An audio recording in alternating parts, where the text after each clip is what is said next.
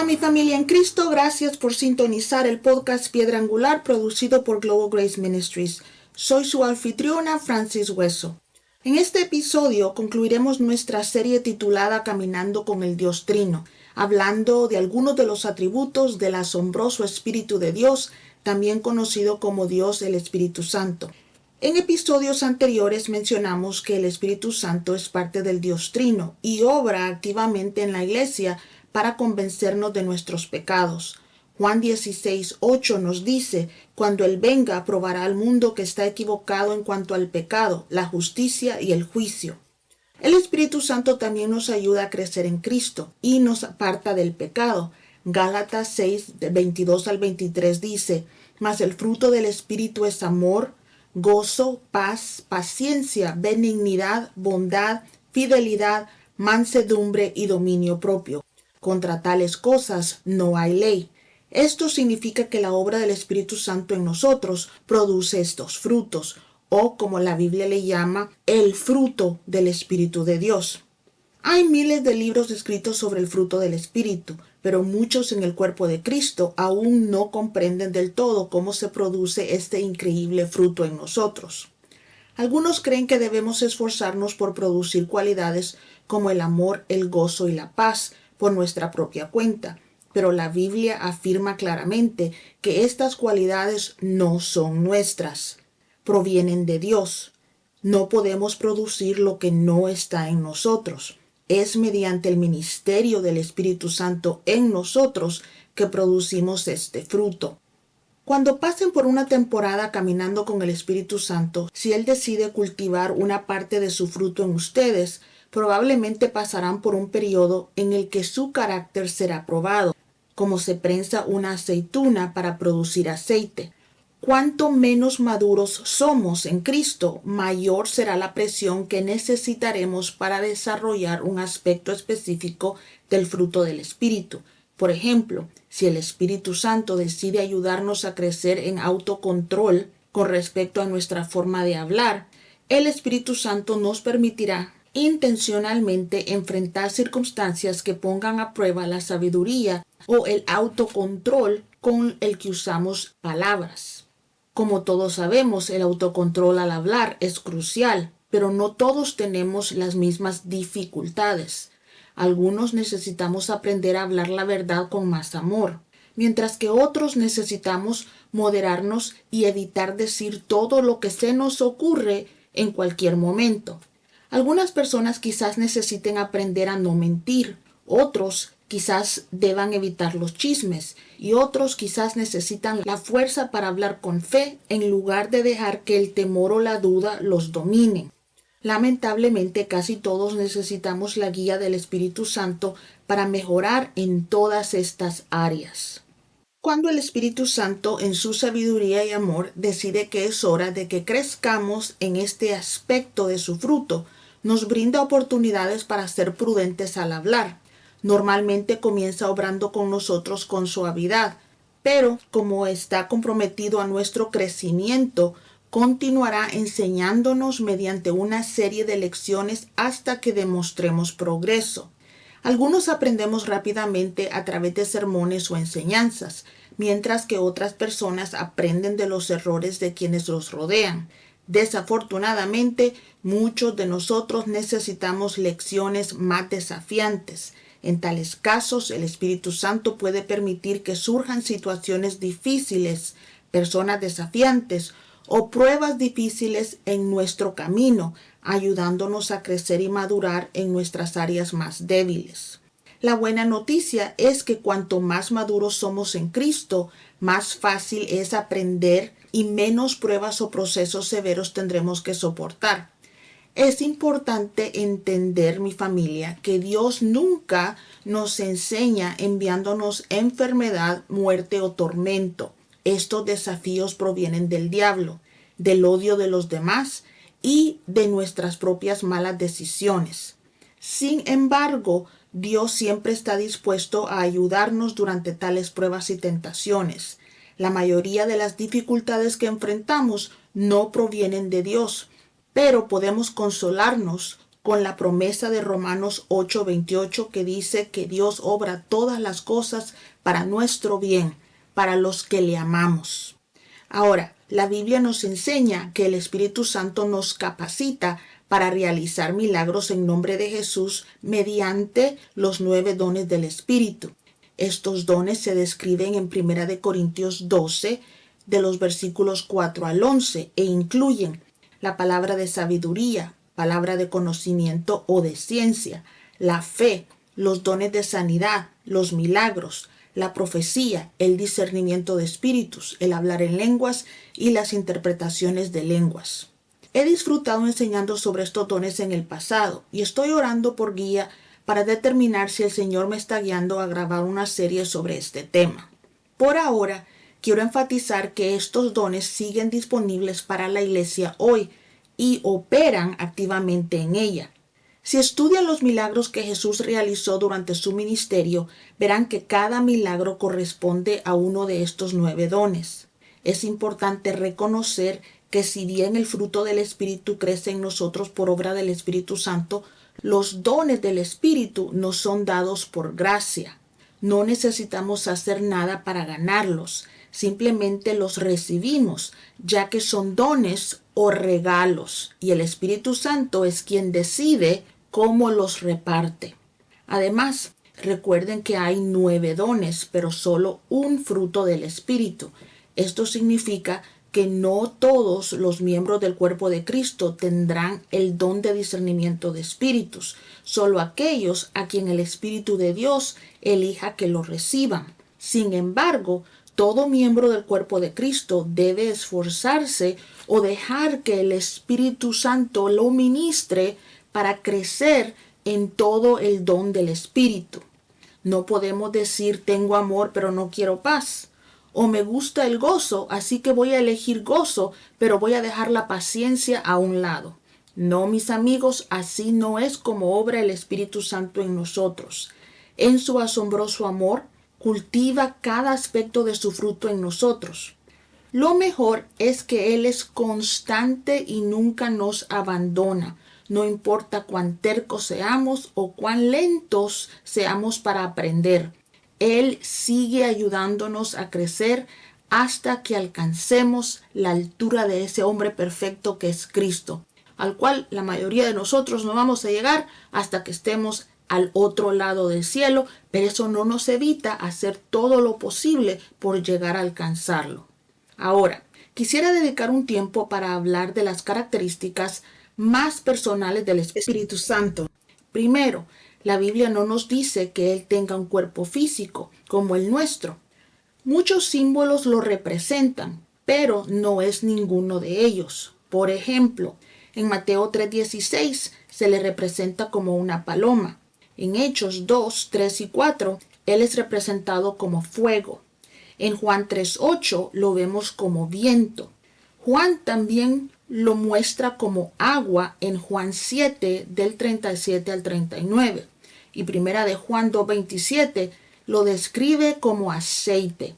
Finalmente en Efesios 1:13 lo vemos como un sello. Los símbolos que se usan a menudo para describir las características del Espíritu Santo resaltan sus cualidades, pero es importante entender que Él no es una paloma. Si bien es manso como una paloma, lo que indica que no es agresivo, pero también es tan poderoso como el fuego. Yo no necesito pruebas del poder destructivo del fuego, pero siempre recordaré la devastación que presencié mientras ayudaba a la gente de Los Ángeles durante los incendios forestales de enero del 2025. Recuerden que el hecho de que el espíritu sea manso no implica que sea débil. Personalmente, cuando yo pienso sobre el Espíritu Santo, me viene a la mente la imagen de burbujas de colores flotando a mi alrededor. Esta visión me llena de alegría y me envuelve en una sensación de felicidad plena. Ahora, recuerden que yo conocí al Espíritu Santo de niña y aunque ya no lo soy, todavía lo veo como mi alegre amigo que camina a mi lado. Hechos 2:17 nos dice: en los últimos días, dice Dios, derramaré mi espíritu sobre toda la humanidad. Sus hijos e hijas profetizarán, sus jóvenes verán visiones, sus ancianos soñarán sueños. Este versículo nos recuerda que el Espíritu Santo nos acompaña en cada etapa de nuestra vida. Él se comunica con nosotros de diversas maneras a medida de que crecemos y maduramos, pero siempre está presente. Como la ternura de Dios, el Espíritu Santo tiene una afinidad especial con los niños. Si bien Dios Padre y Dios Hijo ciertamente aman a los niños, claro que sabemos que Cristo reprendió a quienes intentaban impedir que los niños se acercaran a Él, lo que demuestra su debilidad por los pequeñitos. Yo personalmente sé que el Espíritu Santo disfruta a los niños porque en un momento de mi vida serví como pastora de niños y antes de aceptar el puesto, el Espíritu Santo claramente me dijo que Él amaba a los niños. Ahora, yo entiendo esto. Es relativamente fácil ministrar a los niños. Su fe es sencilla y se sienten atraídos naturalmente por la presencia de Dios. Así que Él disfruta pasando tiempo con los niños. Además, debido a la gentileza y sensibilidad del Espíritu Santo, tanto Dios Hijo como Dios Padre lo protegen. Efesios 4, 29 al 32 nos dice: no permitan que ninguna palabra mala salga de su boca, sino solo lo que sea bueno para edificación según sus necesidades, para que impartan gracia a los que los escuchan, y no contristéis al Espíritu de Dios, con el cual fuisteis sellados para el día de la redención. Desháganse de toda amargura, enojo, ira, gritos y calumnias, y de toda forma de malicia. Sean bondadosos y compasivos unos con los otros, perdonándose unos a otros, así como Dios los perdonó a ustedes en Cristo. Mis hermanos, muchos olvidamos que somos el templo del Espíritu Santo. Él reside en nosotros y escucha y ve todo lo que decimos, oímos, vemos y hacemos. Nada de lo que nosotros hacemos o decimos ocurre afuera de la presencia del Espíritu Santo en nosotros. Sé que he contristado al Espíritu Santo más de una vez en mi vida porque he sentido su tristeza en ocasiones. ¿Les ha pasado eso alguna vez a ustedes? ¿Alguna vez han dejado escapar palabras o actitudes sin pensar y luego se han sentido fatal el resto del día? A mí sí me ha pasado y es una sensación terrible. Ahora, tenemos que entender que lo que puede contristar al Espíritu Santo cuando proviene de una persona puede no tener el mismo efecto cuando proviene de la otra.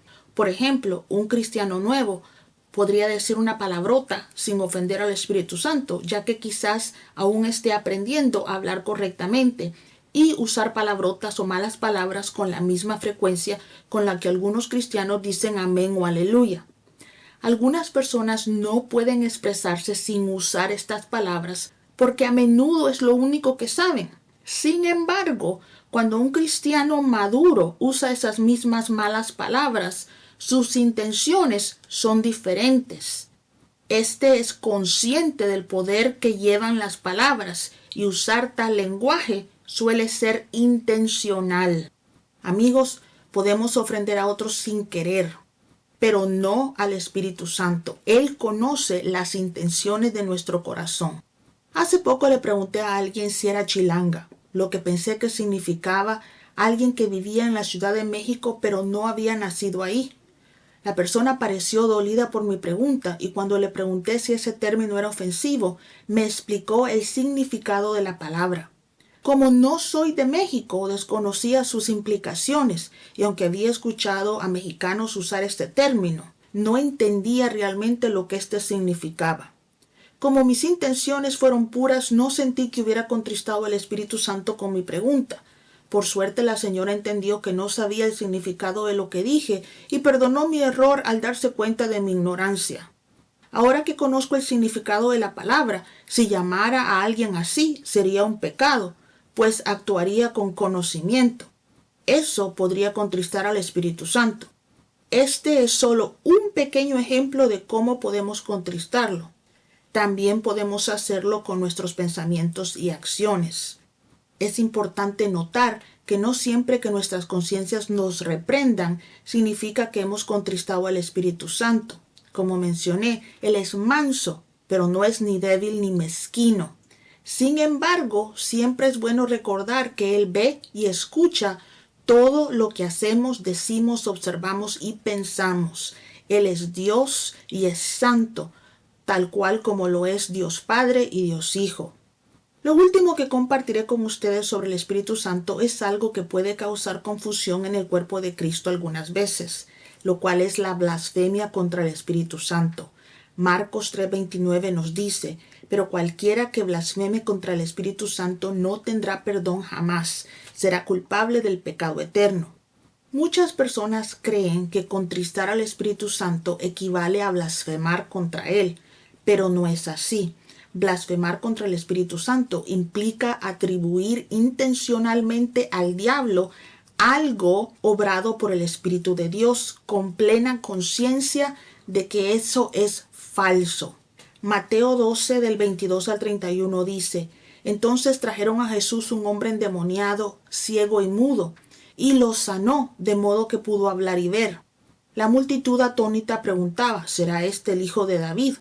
Pero cuando los fariseos oyeron esto, dijeron: este solo por Belcebú, príncipe de los demonios, echa fuera los demonios. Conociendo sus pensamientos, Jesús les dijo: todo reino dividido contra sí mismo será devastado, y toda ciudad o familia dividida contra sí misma no permanecerá. Si Satanás expulsa a Satanás, está dividido contra sí mismo. ¿Cómo entonces podrá permanecer su reino? Y si yo expulso a los demonios por medio de Belcebú, ¿por medio de quién los expulsan sus hijos? Así pues, ellos serán sus jueces.